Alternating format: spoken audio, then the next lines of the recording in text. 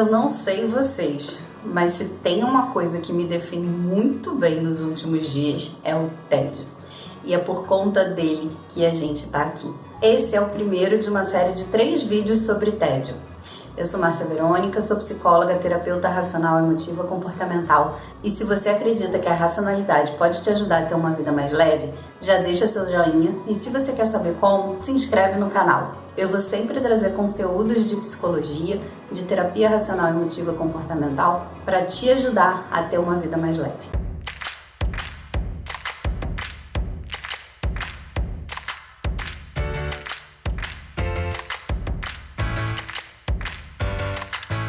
Eu preciso confessar que os vídeos anteriores eu fiz sim a pedido ou inspirada em pacientes que eu tenho acompanhado durante essa quarentena. Mas o vídeo de hoje, ele é 100% em minha homenagem, ou melhor, 100% da minha necessidade. Eu inventei de fazer esses vídeos todo dia por um simples motivo. Eu queria ajudar pessoas que pudessem estar precisando de ajuda e suporte psicológico nesse período.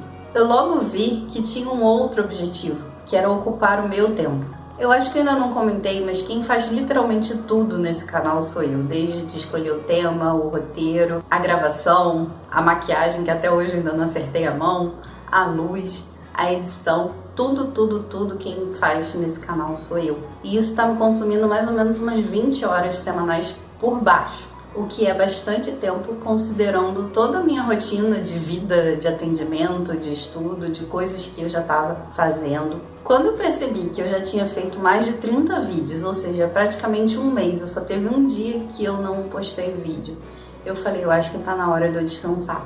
Daí eu quebrei a minha rotina e fui usar essas horas para descansar. Pra quê? Depois que o estrago estava feito, uma voz virou para mim e falou: por que você não vê o seu vídeo de como estabelecer uma rotina psicologicamente saudável? E aí foi que eu vi que realmente eu fiquei com um tempo extremamente ocioso e eu não estava conseguindo me organizar, não estava conseguindo pensar, não estava conseguindo produzir, estava com uma dificuldade imensa de concentração, os assuntos que rolavam dentro da minha cabeça não faziam o menor sentido. Peço publicamente desculpas às minhas amigas que essa semana eu estava insuportável. E o que era uma semana de férias, entre aspas, porque continuei trabalhando, acabou se transformando numa das semanas mais reflexivas da minha vida.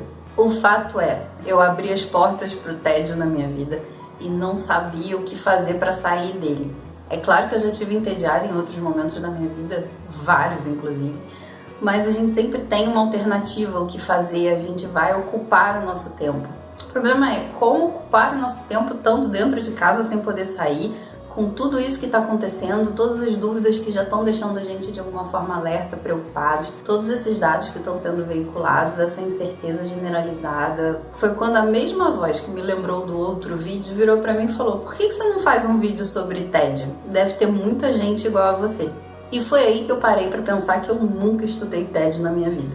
E aí, dito e feito, quando a pessoa nasce nerd, nada melhor do que estudar para voltar aos eixos. O mais engraçado é que dessa vez, quando eu sentei para estudar, em vez de eu entrar em sites acadêmicos, em vez de eu buscar pesquisas, livros, autores que certamente terão material publicado sobre tédio, eu fui para onde?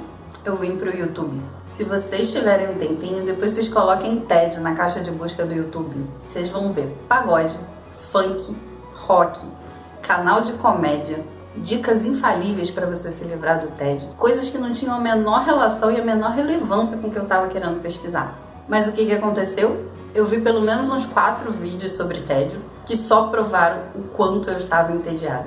Então, começando a falar sobre o tema tédio do ponto de vista da psicologia, baseado num artigo que eu vou deixar a referência aqui na descrição, uma das armadilhas que o tédio tem é a capacidade de te fazer coisas que não têm a menor relevância para você, nem no momento, nem no futuro. Esse artigo que eu vou deixar aqui na descrição, ele é uma revisão bibliográfica sistemática publicada em 2017 sobre tédio. O artigo começa com a seguinte frase: apesar da natureza onipresente do tédio, sua definição e função continuam ainda mal compreendidas. Ao longo da revisão, os pesquisadores apontam que existem muitas inconclusões e muitas inconsistências no estudo do TED. Talvez por isso a gente não fale muito nem no meio acadêmico sobre isso. Mas vamos lá, partindo do que a gente tem, o que é o TED? Para Trek, o tédio não é uma das emoções que fazem parte das 8 duplas de emoções saudáveis e não saudáveis. Por quê? Justamente por conta da imprecisão. Popularmente a gente diz que está entediado usando expressões vagas como ai eu tô cansado, ai que saco, ai que tédio, ai eu tô meio apático, não tô com vontade de fazer nada, parece que eu tô sem forças, ai eu não sei, eu tô meio agitado. Isso, para fins de pesquisas, é um grande obstáculo, porque a gente não sabe exatamente o que está sendo pesquisado e nem se as pesquisas estão pesquisando exatamente o mesmo fenômeno. Mas alguma coisa a gente já sabe. O tédio, sim, está relacionado a afetos negativos, está relacionado a pensamentos não relacionados à tarefa, está relacionado a uma superestimação da percepção da passagem do tempo. Isso tudo implica numa redução da capacidade de agir, seja por uma superativação ou uma subativação. Um outro ponto central do tédio é a questão da capacidade de atenção. Se a gente for procurar na literatura uma definição objetiva e consensual do tédio, talvez a gente não encontre. Mas eu trouxe uma definição apresentada por os autores desse artigo que eu acho que faz muito sentido, pelo menos me definiu muito nos últimos dias. A definição é a seguinte: um estado de querer aversivo, sendo incapaz de realizar atividades satisfatórias. É interessante como esses autores sugerem que o tédio pode ser uma emoção adaptativa. Nesse momento eu fiquei super feliz de poder entender o tédio de uma forma diferente e buscar uma função adaptativa nele. O tédio seria então uma pista emocional de que está na hora de buscar uma meta diferente.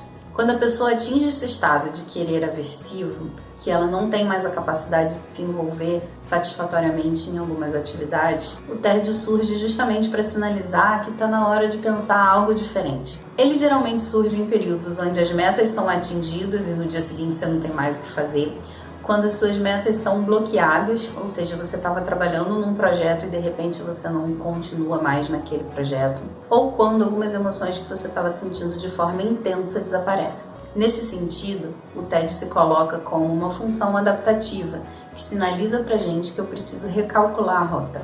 Só que aí continua um problema. Todas as emoções a gente sabe que existem marcadores, existem sinalizações que apontam que a gente está sentindo determinada emoção. Mas no caso do tédio, quais que são essas sinalizações? Eu tenho uma notícia boa e uma notícia ruim. A notícia ruim é que isso ainda não está muito claro. A notícia boa é que os que já estão mapeados vão ser o assunto do nosso próximo vídeo. Eu encerro por aqui torcendo que esse vídeo não tenha entediado vocês, mas de fato é um tema que eu acho que se aconteceu comigo, pode estar acontecendo com muita gente, e eu acho que é importante a gente dar uma visibilidade e discutir um pouco sobre isso, que é um assunto que de fato a gente não fala muito. Então eu encerro por aqui e a gente se vê no próximo vídeo.